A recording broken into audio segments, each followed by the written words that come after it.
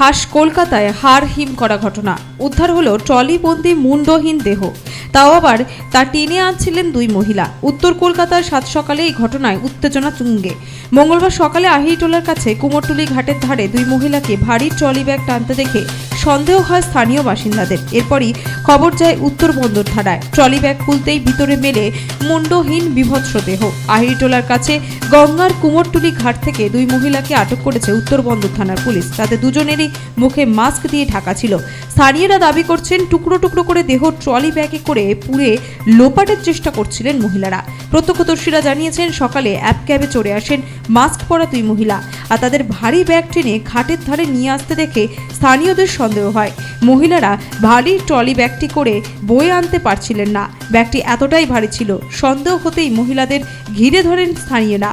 দাবি দুর্গন্ধ ছড়িয়ে পড়ছিল এলাকায়। তারা বলেন ট্রলি ব্যাগে পোষ্য কুকুরের মৃতদেহ রয়েছে অথবা সারমেয়ের মৃতদেহ রয়েছে।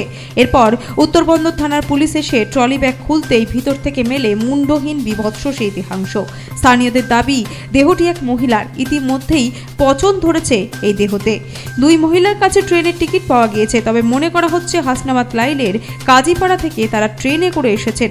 ট্রেনে করে এসে ট্যাক্সি করে কলকাতায় অন্যত্র যান তারা।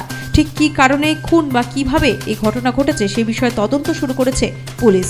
Bureau report, Nobel Bangla.